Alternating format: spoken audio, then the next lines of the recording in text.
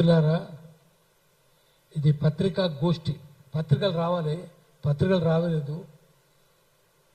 Main stream media రాలేదు. మనం ఎప్పుడు నమ్ముతలేం మెయిన్ స్ట్రీమ్ మీడియాను. మెయిన్ స్ట్రీమ్ మీడియా అంటే గటర్ మీడియా, మురిక్కాలో మీడియా. శ్రీశ్రీ చెప్పింది కదా, ఆఖరి సోషల్ మీడియాని డిపెండ్ అయినాం. ఈ సోషల్ ఎందుకనమంటే అది అన్సోషల్, అసాంఘిక శక్తుల చేతుల్లో ఉంది కాబట్టి అన్సోషల్ అయింది.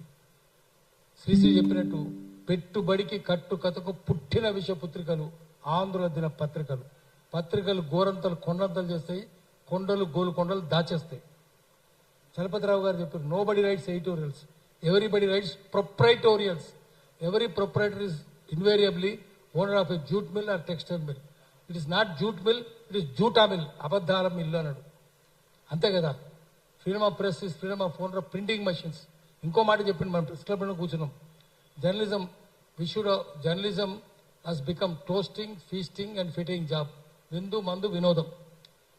Journalism which should have been great strain on heart. సమాజంలో జరిగే అన్యాయాలు చూసి హృదయభారంగా ఉండాలి.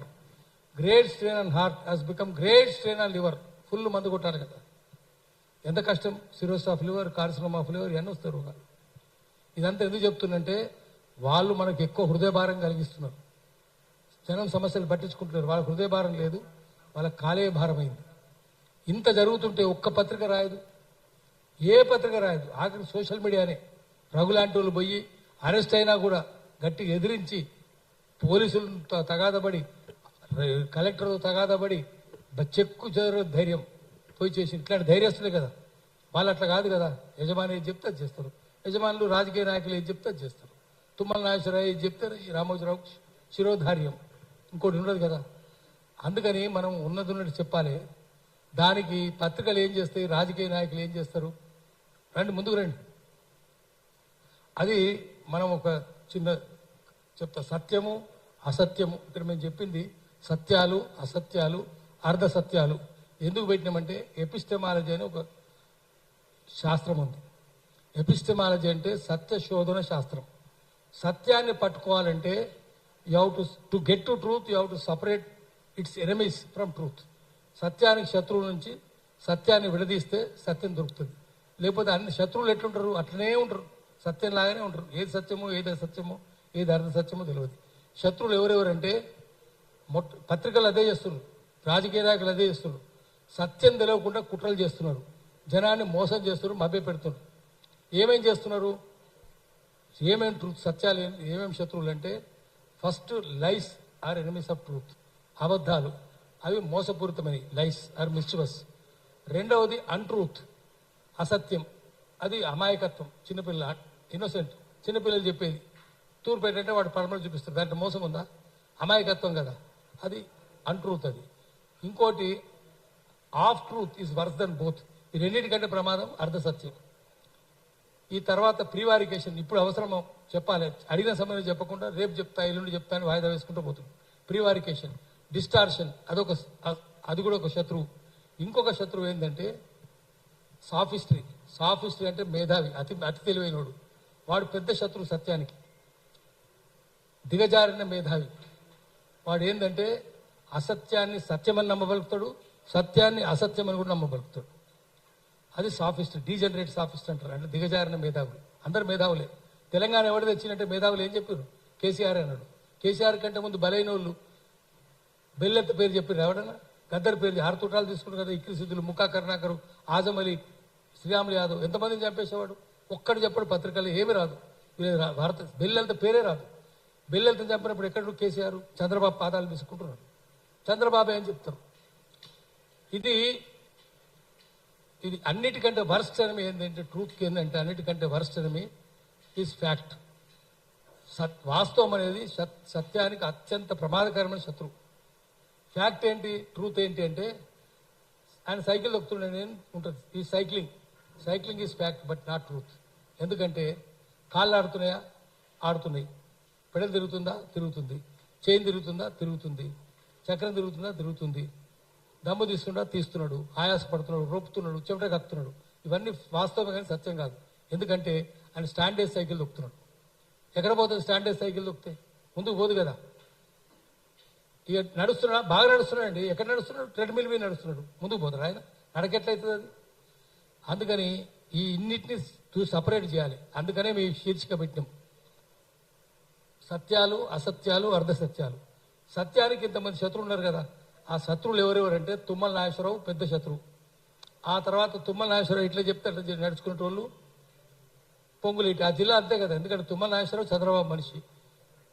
ఆ తర్వాత బట్టి నోరు కూడా ఇప్పుడు జరుగుతుంటాయి. ద్రౌపదికి అవమానం జరుగుతుంది, భీష్మాచార్యుడు, ద్రోణాచార్యుడు, కృపాచార్యుడు, అశ్వత్థామ నోరు ఇప్పిండ ఆయన ఇప్పుడు.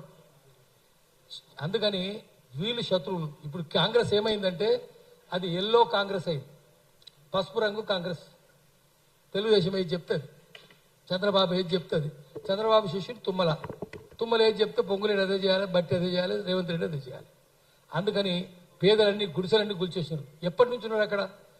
మన మిత్రులు చెప్తారు, నేను పైన ఊరికే ఫోర్వర్డ్ ముందు మాట చెప్పిన, అసలు మందు మాట తర్వాత మన మిత్రులు చెప్తారు. అక్కడ ఎవరిది ఆఖరి కోర్టు మనం చెప్పిందే కరెక్ట్ అన్నది. భూదాన్ భూములు అవి ఎట్లా వస్తాడు కలెక్టర్, ఎట్లా వస్తాడు లోకేష్, ఎట్లా ఆర్డర్ ఇస్తాడు? వాడు లోకేష్ కాదు, జోకే వాడు సీసీఎల్ఏ అన్నాడు. ఎవడు సీసీఎల్ఏ కూడా ఏంది, అప్పుడు ఇచ్చింది కూడా కేసీఆర్ దొంగనే, రేవంత్ రెడ్డి దొంగనే. ఆ దొంగలు ఉన్న వాళ్ళు ఇప్పుడు ఇక్కడ ఉన్నారు. తెలంగాణ సామెత ఏంటంటే మొసళ్ళు ఎక్కడ పోతాయి, మీ చెరువు వెళ్ళిపోతే కింద చెరుగుపోతాయి, బీఆర్ఎస్ చెరువు వెళ్ళిపోతే కాంగ్రెస్ చెరువుకి వచ్చిన. అదే జూపల్లి కృష్ణారావు, అదే పొంగులేటి, అదే తుమ్మల నాగేశ్వరరావు, అదే కడియం శ్రీహరి, అదే కడియం శ్రావ్య, అదే వరంగల్ జిల్లా చూసుకుందాం, అదే కడియం శ్రావ్య, అదే కడియం శ్రీహరి, అదే నరేందర్ రెడ్డి, అదే ఈమె సురేఖ మగుడు, ఇవంతా వీళ్ళే కదా.